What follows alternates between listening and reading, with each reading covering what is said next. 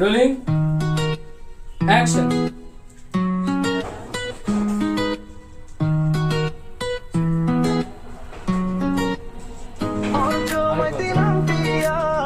স্বপ্ন বনে পাবে পরিচালক হয়ে লিখেছেন গল্প মানুষের টানে। বেশি মাথা নাড়াবে না।